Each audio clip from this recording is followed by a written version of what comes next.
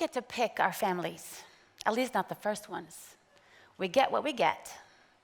You can be born into a loving family with parents, a home, dinners, bedtime stories, hugs and kisses. Or you can be born into the opposite: exclusion, abuse, violence, sickness. We don't get to choose.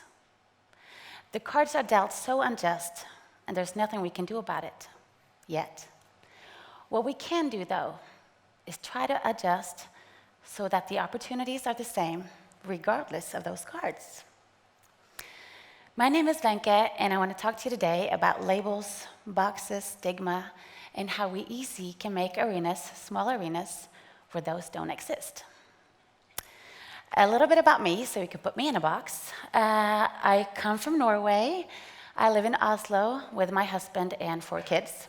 2 of them I gave birth to, 2 of them I didn't.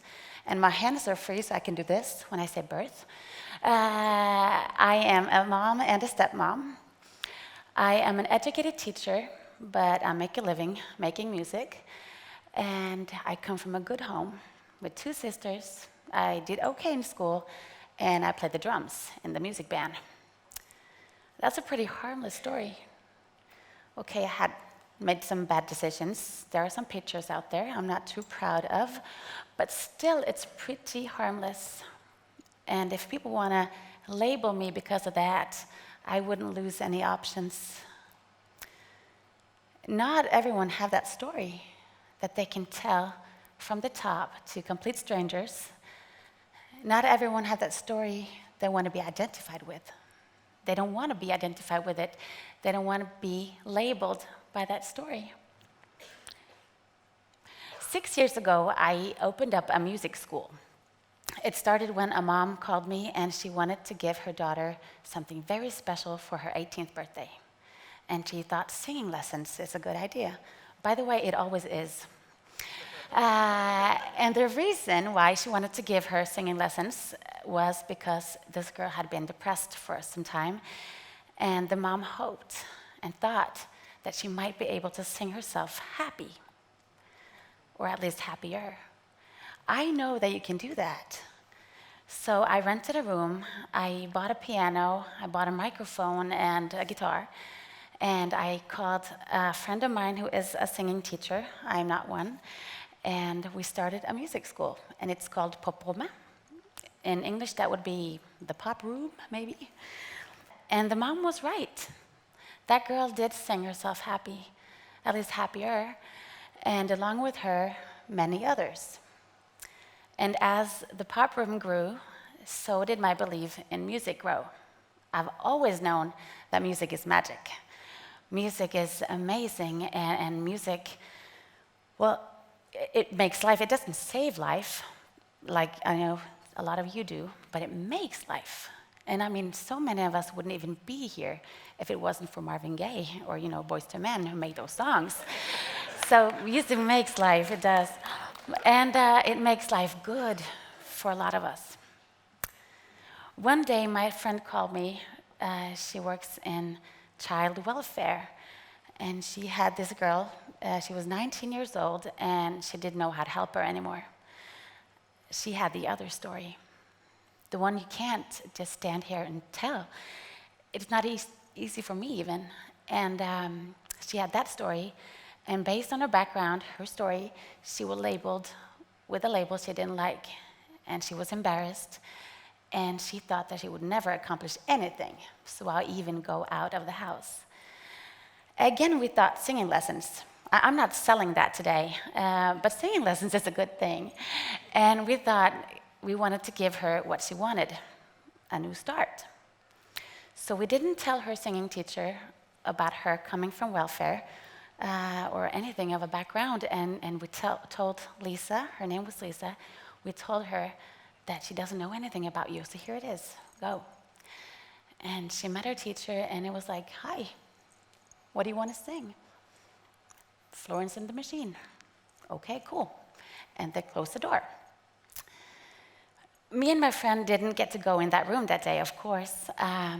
But later, Lisa told us how it felt for her, for the first time, to be met by someone who didn't know anything about her. She said it was like she went in there, and outside of the room was everything, her big profile, her childhood, everything, her bad self-esteem, her comfort zone, everything was outside that door, and she closed it. And she got to just be in there and be herself and just sing. When I sing and see the joy that it brings, the tears turn to laughter, and I say what I mean. When I sing, I can feel anything. It opens the doorway, and you're welcome to join in. When I sing.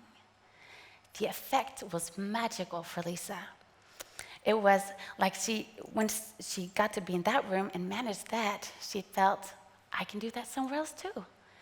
And me and my friend thought, we have to give this to someone else. There got to be someone more out there who needs a new start. So we made this philosophy called Mappeløs. It's a really good word in Norwegian. Again, in English, it would be kind of without a profile, or please don't label me, because we all need a fresh start sometimes.